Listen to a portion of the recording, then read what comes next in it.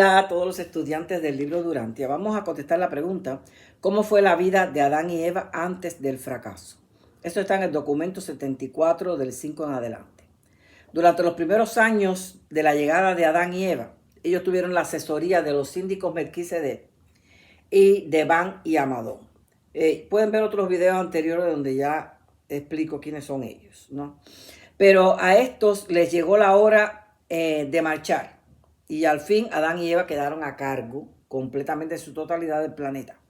Y todo marchó relativamente bien por un tiempo. Parecía que Adán a la larga podría desarrollar algún plan, promover la expansión gradual de la civilización edénica.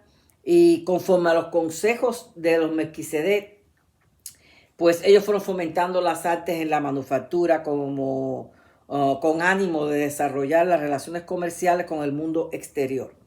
Cuando el plan se trastornó 100.000 años después, porque esto no fue inmediatamente, sino que ya habían varias generaciones hijos de Adán y Eva, ¿okay? Cuando esto ocurrió y cuando tomaron sus malas decisiones, ya existían en ese momento, 100.000 años después, ya existían 100 fábricas manufactureras primitivas en funcionamiento y se habían establecido extensas relaciones comerciales con el mundo exterior, con las tribus más cercanas. Siempre se estimuló el trabajo y el comercio. Esa idea de la Biblia de que Adán y Eva estaban en el paraíso como si estuvieran en vacaciones en Cancún, eso es muy infantil. Ellos estaban promoviendo una civilización. Adán y Eva tenían instrucción en la técnica de mejorar un mundo, preparándolo para sus contribuciones especializadas al avance de la civilización evolucionaria. Para eso es que viene una pareja de hijos materiales a gobernar a la tierra. Perdón, tengo un poco de catarro. Pero debido a las consecuencias de la rebelión, se arrastraban problemas apremiantes ya desde esa época de la falta de Caligastia y Daligastia, príncipe, el ex príncipe y el ex asistente del príncipe. Y una de las cosas más apremiantes que tenía que hacer Adán era el establecimiento del orden público, porque de tantos miles de años de rebelión, ya este planeta era un mundo de salvajes, de bárbaros y de seres humanos semi-civilizados.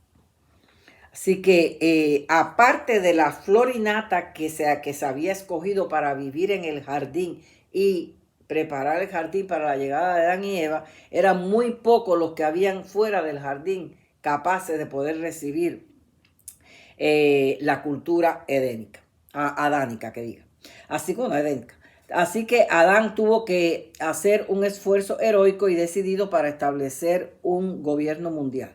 Siempre se topaba con la resistencia obstinada de Caligastia y de Daligastia. Y entonces siempre tuvo que estar afrontando esa resistencia directa, organizada, de Caligastia y Daligastia. Y el príncipe, aunque había sido destituido de su cargo, todavía estaba aquí. Todavía estaba aquí en la tierra. Todavía Micael no tenía la soberanía de este universo y estaban dejando el curso natural de la rebelión hasta que él obtuviera la soberanía de este universo, que fue cuando él vino en su último auto-otorgamiento en la forma de Jesús de Nazaret. Así que el trabajo le fue muy difícil a Adán y Eva, puesto también que además de toda esa presión y de toda esa resistencia que le estaba haciendo, pues también ante el pueblo, estos seres, príncipe, expríncipe, los ángeles caídos, los rebeldes caídos, o los seres intermedios, todos ellos eran invisibles a los mortales.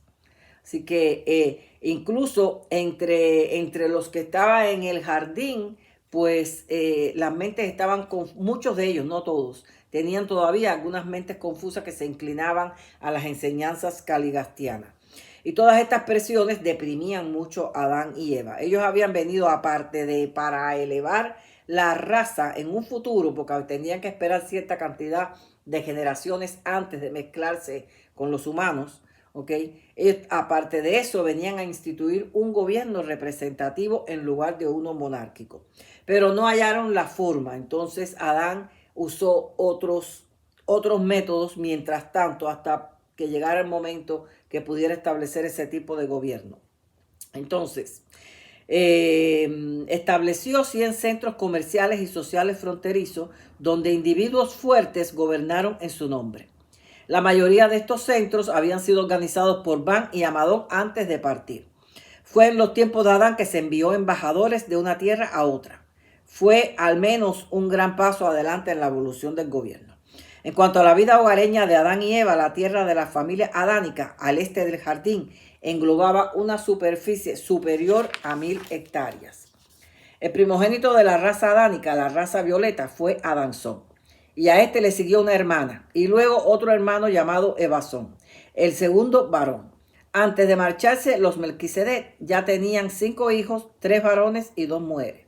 Los 2 siguientes fueron gemelos. Antes de la falta, ya tenían 32 hijas y 31 hijos. Su familia antes de la falta consistía de 4 generaciones que ascendían a 1647 descendientes de pura cepa. En el segundo jardín, después de haber abandonado el primero, tuvieron 42 hijos, sin contar los 2 que tuvieron por procreación mixta, que fue el resultado de la falta. Los hijos de Adán no tomaban leche de animales después que dejaban de amamantar de su madre, a la edad de 1 año. Eva tenía acceso a leche de frutos secos y, conociendo muy bien la composición química y la capacidad energética de estos, los combinaba muy bien para alimentar a sus hijos hasta que le aparecieran los dientes. Comían frutas, nueces, cereales, además de que absorbían la luz y energía directamente de ciertas emanaciones espaciales, conjuntamente con el ministerio del árbol de la vida. Ellos despedían una luz trémula, pero siempre vestían en conformidad con las costumbres de sus asociados. Es decir, también la Biblia dice que ellos andaban desnudos, no andaban desnudos. Ellos tuvieron ropa y fueron vestidos también con las costumbres de ese pueblo que estaba ahí en el jardín, se vestían igual. De esta época es que data la aureola en la cabeza, porque ellos despedían una luz tenue, una luz trémula, y al estar vestidos, pues la luz se reflejaba más en la cabeza. Y puesto que vestían, solo se notaba la luz en la cabeza. Adán y Eva podían comunicarse con sus hijos y entre ellos a una distancia de 80 kilómetros. Era un intercambio de pensamiento mediante delicadas cámaras de gas ubicadas muy cerca de sus estructuras cerebrales. Este poder se suspendió después de la falta. Los hijos de Adán asistieron a la escuela del jardín y luego los mayores daban clases a los menores. Los niños cambiaban de actividad cada 30 minutos, los mayores cada hora. También tenían horarios de juego. Después de los 18 años, los preparaban para asumir responsabilidades maritales. A los 20 eran aptos para el matrimonio. Y después del casamiento comenzaban su oficio o iniciaban una preparación específica. Los hijos de Adán vivieron y trabajaron en el este del Edén. La socialización era el entero propósito del sistema escolar. Los periodos matinales de recreo eran destinados a las prácticas hortícolas y agrícolas. Los periodos vespertinos a los juegos competitivos. Se aprovechaban las primeras horas de la noche para el trato social y el cultivo de las amistades personales. Se consideraba la preparación religiosa y espiritual como incumbencia de la familia. En la escuela le enseñaban la salud y el cuidado del cuerpo, la regla de oro, la norma del trato social, la relación de los derechos del individuo a los del grupo y a las obligaciones comunitarias, la historia y cultura de las distintas razas de la tierra, los métodos para hacer progresar y mejorar el comercio mundial, la coordinación de deberes y emociones contrapuestos, el cultivo del juego, el humor y alternativas competitivas a la lucha física. Se admitían observadores en el jardín, pero para formar parte necesitaban ser adoptados. Las leyes del jardín eran 7. Número 1, las leyes de salud y sanidad. Número 2, las ordenanzas sociales del jardín. Número 3, el código de intercambio y comercio. Número 4, las leyes de la honra en los juegos y concursos. Número 5, las leyes de la vida familiar. Número 6, los códigos civiles de la regla de oro. Número 7. Los 7 mandamientos del régimen moral supremo. El mediodía era la hora de adoración pública. El atardecer era hora de la adoración familiar. Adán enseñó que la oración efectiva tiene que ser totalmente personal y que tiene que ser el deseo del alma. Trató de desalentar a las oraciones repetitivas preestablecidas y las ofrendas sangrientas, pero no tuvo mucho progreso. Adán se esforzó por enseñar la igualdad de los sexos y por lo menos los que vivían en el jardín fueron tocados profundamente por este hecho de igualdad que existía entre Adán y Eva. Al cabo de 100 años y tras un heroico esfuerzo de Adán, ellos solo vieron pocos progresos.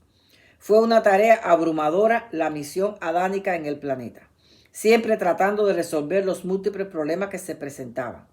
El documento 75.1 dice que Adán y Eva se encontraban en una esfera totalmente carente de preparación para la proclamación de la hermandad del hombre. El mundo andaba a tientas en total oscuridad espiritual y afligido por la confusión de la malograda misión de la administración anterior, es la administración del príncipe. Estaban las mentes y la moralidad a un nivel muy bajo, y en vez de la unión religiosa, había que comenzar por la labor de convertir a los habitantes en formas sencillas de creencia. Jamás a ningún Adán en servicio planetario, en cualquier otro planeta, le había tocado un mundo tan difícil. Parecían obstáculos insuperables. Las memorias de los registros vivientes registran la descripción fidedigna de la consternación que sentían estas dos nobles almas al ponderar las tareas con que se enfrentaban. La condición del planeta Tierra era lamentable, y en medio de estas decepciones, y especialmente por el dolor de Eva al ver a su marido triste, y luego de que las intrigas de Caligastia se infiltraran en el jardín por medio de un miembro de este, aunque inconsciente de la manipulación, Eva manejara por 5 años la idea que se le hizo llegar para mejorar el proceso, y esta fue la gran falta que vamos a ver en el próximo video. Así que los espero en el próximo.